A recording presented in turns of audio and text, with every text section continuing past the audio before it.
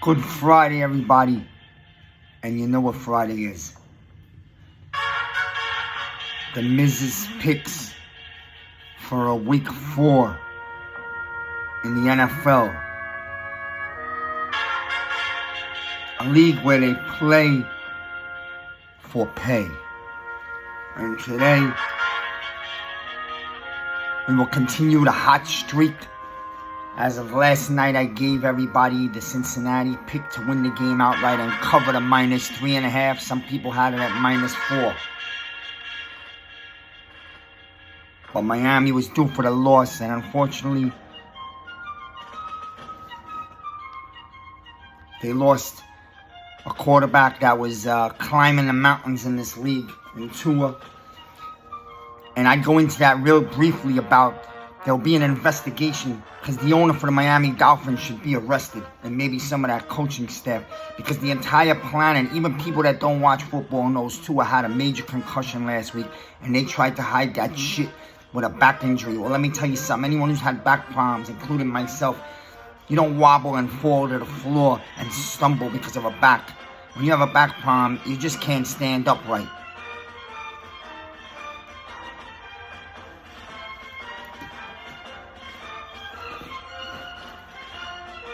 So that organization will be looked into once again, as they've had problems in the past. I believe they tried to cheat some games or lose games on purpose. And that owner's a fishy guy, and I believe that there should be an investigation. And if they find out Tua had a concussion and these assholes put him back on the field 4 days later, and almost got the guy killed last night, well, there'll be some punishment, and it might be in the form of draft picks. Well, this is week 4. I don't want to toot my horn, but anybody who's been watching knows the Miz has been lava, fire. I've hit my last 13 out of 14 games with the spreads, and I've given you 5 underdogs to win the games outright, including 3 last week, Carolina, Lions, and the big one was the Colts. Nobody had the Colts, only me. But hey, it's a hot streak. It could turn cold. The picks are harder this week. The season's moving on and things are getting harder. I got some picks for you and then the 2 locals.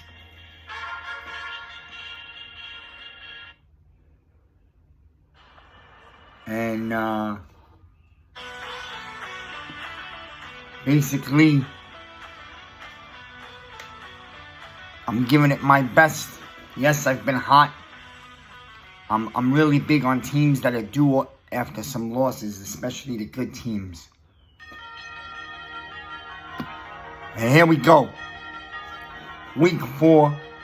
And the first pick the Miz is going to go to is to the game in Carolina. I gave you Carolina last week. Their season was on the line. Their head coach's job was on a hot seat. I knew they'd come home and win that game. I'm going to ride them again this Sunday. The Carolina Panthers are -1.5 at home. In comes the Arizona Cardinals. We know what Murray and that offense is capable of, but you're talking about probably one of the most inconsistent teams in football. And without their star wide receiver, Hopkins. And I'm hearing that Green might not play either. Hey, you know what? The Carolina Panthers make it 2 in a row at home and take their season back to 2-2.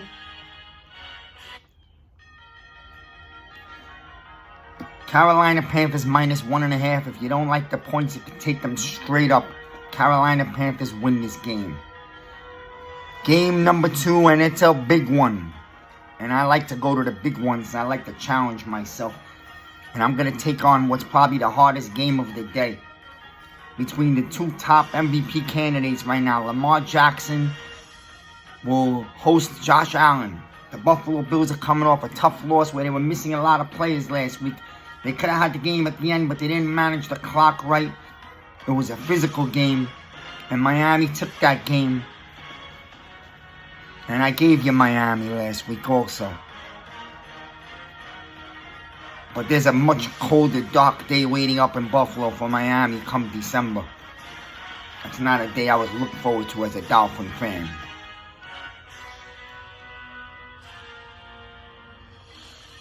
So basically, the Buffalo Bills are -3 going into Baltimore. The Baltimore Ravens are hot right now. Lamar Jackson's arguably playing the best football in the entire league. The guy's a beast, a stud. Love him. The Baltimore Ravens are a strong team. They usually play very strong at home. Their defense hasn't been the same this year. A little suspect. Maybe they miss Wink. But Lamar Jackson, with no receivers, is making up for it. One tight end. And the Ravens have always been able to run the ball. The Buffalo Bills are coming off a loss, and we all know who the Buffalo Bills are. Buffalo's -3. The Buffalo Bills don't lose 2 in a row. The Buffalo Bills go into Baltimore and they win this game. And I'll even give you a score.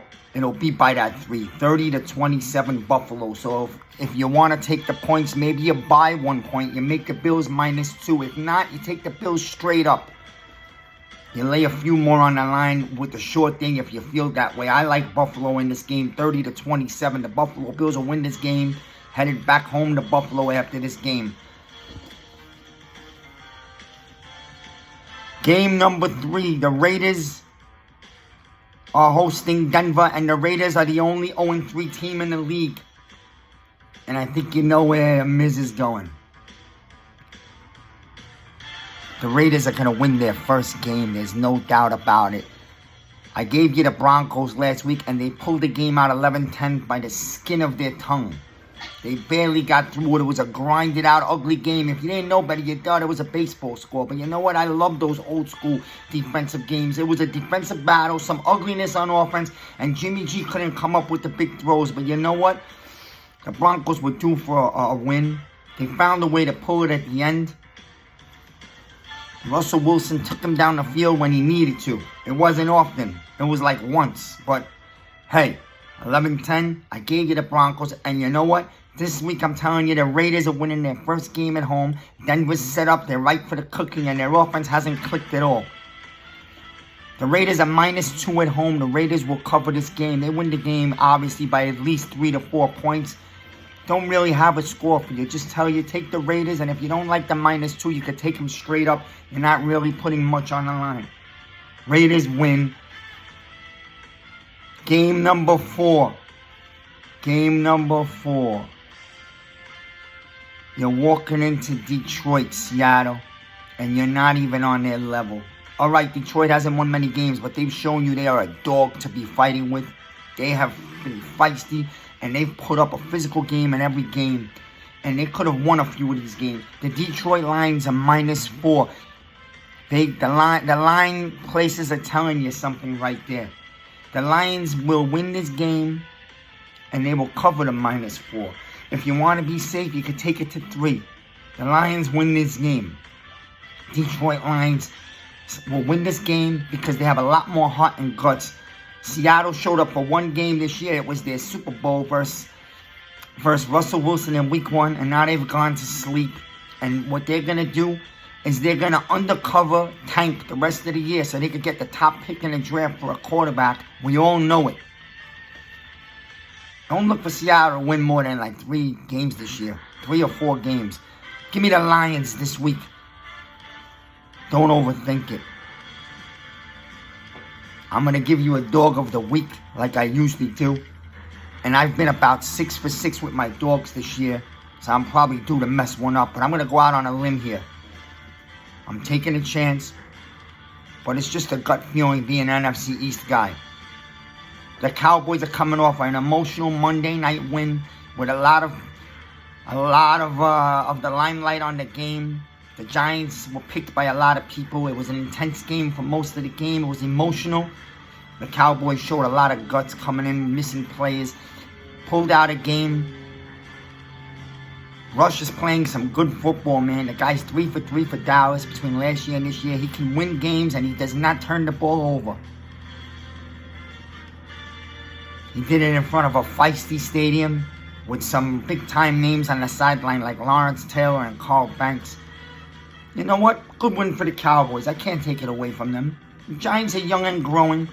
played an intense game and it can help their growth. They're not laying down to anybody.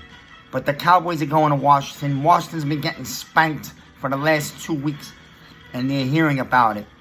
And they have a coach that I'm pretty sure is going to send a message in the locker room. Ron Rivera, you've been embarrassed twice. Where's your ball sack? Stand up. Washington's at home.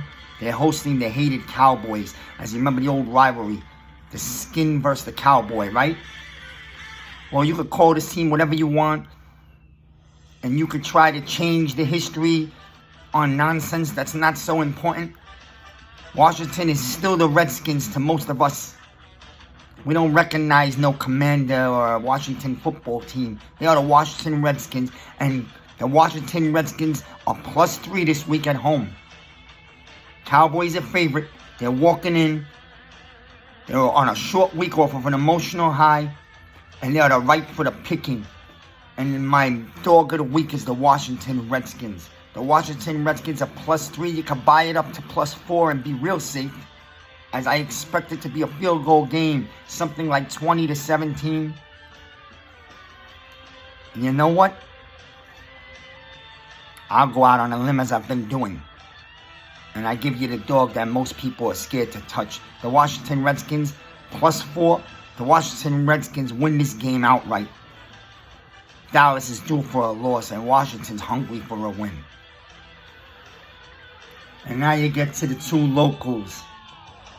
And you know me with the locals. We're celebrating 50 years of Popeye signature. We got the Jets, and we got the New York Giants.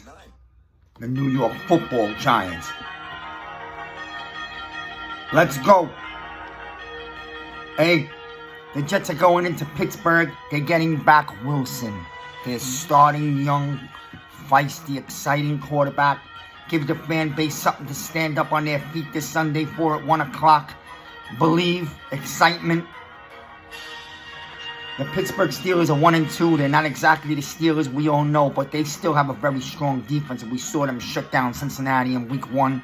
Now they're having issues with the quarterbacks. I think soon it's time to put the kid in and let him grow, because that's the type of year it's going to be. I don't think they're making a run at a Super Bowl, so you might as well put the kid in, Kenny, and let him use this year as a growing year so that you can really step up next year. Always one of the most well-coached teams in the league. The respect I have for Tomlin is through the sky. I consider him a Hall of Fame coach. Man never had less than a 500 season. And that's why you love the Steelers, because they're the most stable organization in the league. They stick with one guy forever. What if they had 4 coaches in their entire history? That's just not normal. But that's not normal in a great way. Steelers is a sick place to play in. A very big home advantage, black and yellow. And it's put in your face. They're a very physical team, even when they're not at their strongest. The Jets are going in. The Jets should be 0-3. The Jets took a game from Cleveland that was handed to them for an early Christmas gift. Okay? The Jets have not shown me a game this year where they've stepped up, taken over the game, and actually won the game themselves. And last week, their defense was a disgrace. And Saleh better wake up, because he was brought in as a defensive coach specialist. And so far, their defense has been whack. You got Jermaine Johnson. Put him on the field, okay? Dude, I told people 2 years ago Lawson's was finished. He's got a cream cheese knee. The guy's done. Put the kids on the field.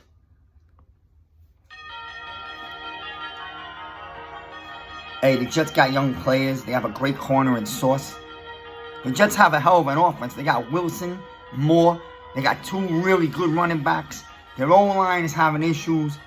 And we all know Becton has been a huge disappointment. They'll have to go get a tackle next year. But that's for later. That's not for now.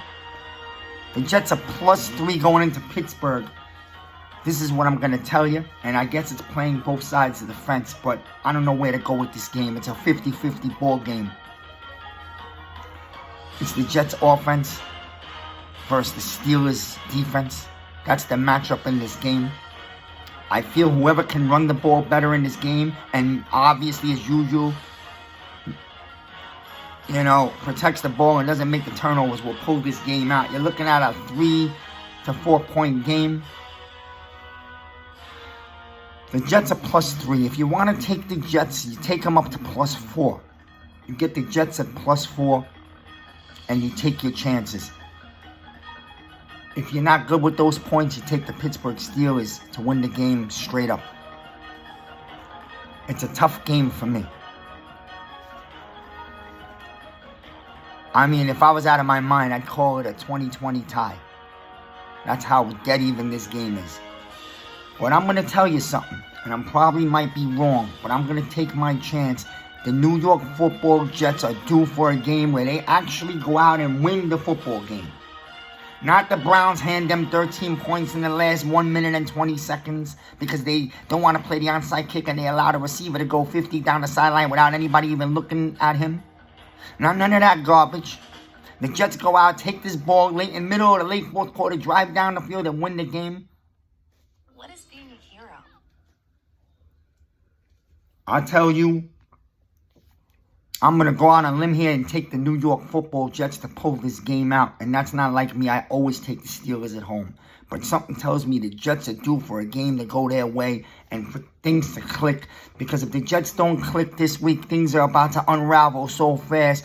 You got players on the sideline bickering with the coaches. And Saleh, the media is foaming at the mouth to rip him to shreds. And if the Jets don't show up this week, he's better off flying back to the West Coast because coming back to New York, it's going to be a pack of rats with microphones waiting to eat him up. And I'm pretty sure they're taking receipts. I'm going to take the Jets +4 points. They might lose, but I think the game's going to be somewhere around 3 to 4 points. It's a 3-point game to me. Take the Jets +4. And then we're going to the New York Football Giants, who are coming off a feisty, hard loss. Some people want to make a case they didn't play that great. Well, you know what? You got young edges who are coming off of knee injuries. You're missing the beast in the middle, Leo Williams. When you get back Leo, they're not going to be able to double and chip Thibs. Either way, the Giants went into the fourth with a 13-6 lead. 13-7 lead. 13-6 lead, I'm sorry. So the Giants were in the game. And Daniel Jones, despite all the haters, and I'm someone who sits there and tells you I love Daniel Jones, but I don't think this regime's going to give him a contract next year. That's just football, and that's business in the NFL. And I think Joe Schoen's a very smart GM, especially with the money. You see, he won't tap into $1 from next year because he knows it's not about this year. This year is about the kids growing and not the wins. A lot of fans with the 2-0 start jumped the gun and started thinking playoffs and division, but it ain't about that, man. We're going to even back out. We're going to have our ups. We're going to have our downs. We're going to lose a game we shouldn't. We're going to win a game against some team that we weren't supposed to. Trust me. And somewhere in the season, the Giants will end up around 500. Let's call it what it is. But if I told you in August the Giants were going to be 2-1 going into week 4, and that they were going to give Dallas a hell of a fight right down to the final minute of the game, and the stadium was going to be packed with 90,000, louder than it's been in a decade, you would have told me, I take that. I'd like to take that because it's building towards next year. It's early in the season, and I know people don't want to think about next year. But you got to keep it real with yourself and understand where the Giants are. And they lack talent, and it's going to take another draft in off-season. Right now, Daniel Jones is here, and I cannot deny that he carried this team last week.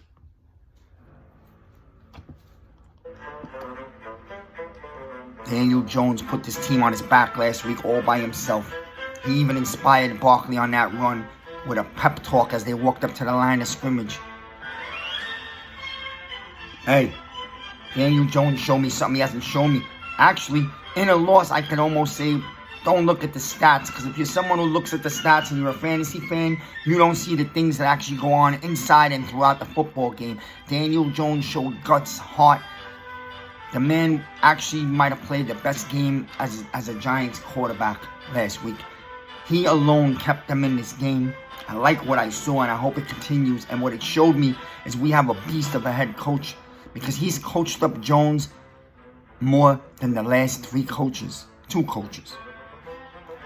lot of improvement, a lot of good decision making. Throw the ball away, run up the middle. And you don't need to use Jones in the RPO. Let him drop back. He knows when he's going to run. He sees the opening. Because the RPO ain't working anymore. The league has seen it. Save that for later in the season, maybe here and there. Kadarius Toney, when are you going to get on the field? The excuses have to stop. I'm not going to go into it. People know how I feel about you. But you got to get your ass on the football field. This team needs you. You have game-breaking ability. You can open up the whole field, and we lack receivers right now. Tony's got to suck it up. I don't give a shit. Take a shot, a painkiller, something. Get on the field and play football, man. Because you're starting to turn into a joke to a lot of fans. I was early on it, and a lot of people are starting to jump over the fence and are realizing what I was talking about. The guy doesn't seem all in. Now, I could be wrong. He could be seriously hurt. But when you see him jumping around, dancing on the sideline with a smile and laughing, it doesn't look like it, man. And if you don't want to play on this MetLife turf, that I would understand. Just come out and say it. This turf has destroyed careers, and unfortunately, it has really crippled Shepard's career and may have ended it last week. And I hope Mara has the guts to lay down a few bucks and put down a nice surface next year. But get rid of this turf shit. Giants, home. Chicago Bears are coming in 1-2. The 2-1 Bears, somehow, they're not that good. One of the worst offenses in the league. They could run the ball a little bit. Fields can be a good quarterback. Right now, he doesn't have it. He doesn't have the help. And he looks like he's going through some dark stage. We know the dark stages because we've seen Daniel Jones go through it. We saw Sam Darnold go through it in New York. I told everyone all year, never use the word should because the Giants are not a good enough team to use should. When you've been bad for 8 years, you don't use word should.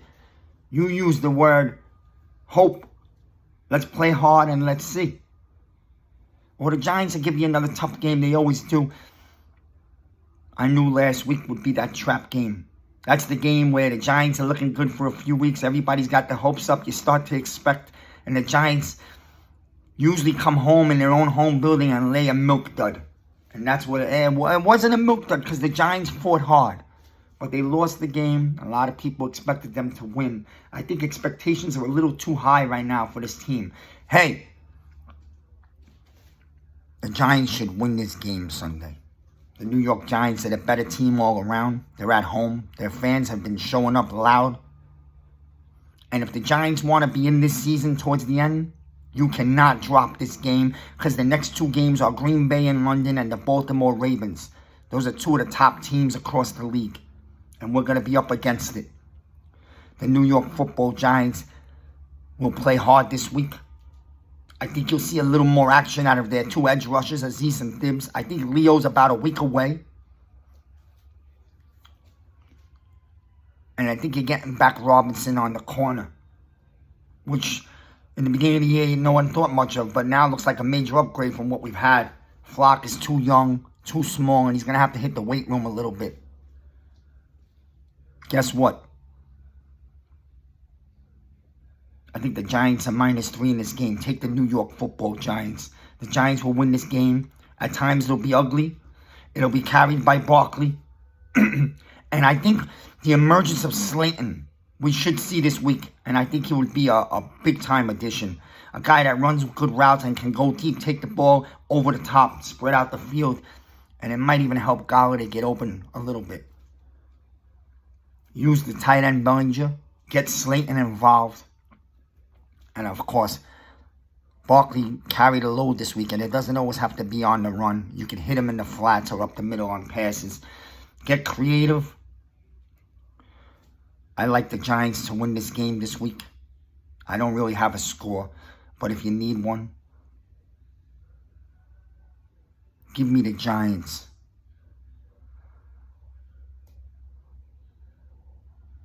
(20-13). New York Football Giants go 3-1, and then the schedule gets real. That's the picks for Week 4. You can catch me on the Big Blue Crew streams. And I always have my Monday, the day after, recap. Miz in the midday talk about the Sunday of football and the Giants. Enjoy your weekend.